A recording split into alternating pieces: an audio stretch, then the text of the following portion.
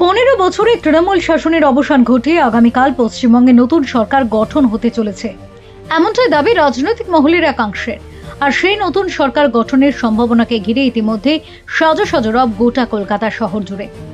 ঐতিহাসিক ব্রিগেড ময়দানকে কেন্দ্র করে চলছে শেষ মুহূর্তের প্রস্তুতি। আগামীকাল সেখান থেকে নতুন মুখ্যমন্ত্রীর শপথ গ্রহণ অনুষ্ঠান হওয়ার সম্ভাবনা রয়েছে বলে জোর চর্চা শুরু হয়েছে রাজনৈতিক মহলে। ব্রিগেড ময়দান থেকে শুরু করে red road, Dharmatala, park street শহরের একাধিক গুরুত্বপূর্ণ এলাকায় চলছে মাইক ও চোঙা লাগানোর কাজ। জানা গিয়েছে প্রায় 700-রও বেশি চোঙা বসানো হচ্ছে, যাতে ব্রিগেডের অনুষ্ঠান সরাসরি শোনা যায় ধর্মতলা বাস স্ট্যান্ড পর্যন্ত। শহরের বিভিন্ন উঁচু ল্যাম্পপোস্টে দ্রুত গতিতে চোঙা লাগানোর কাজ করছেন ইলেকট্রিক কর্মীরা।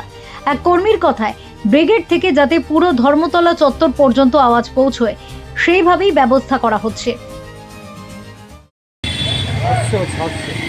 700 কোথায় কোথায় লাগছে এটা?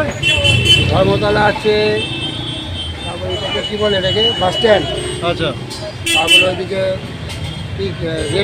রেড কি হ্যাঁ, রেড রোড। রেড রোড আছে, তারপরে চারিদিকে আছে, চতুর্দিকে ঘুরছে।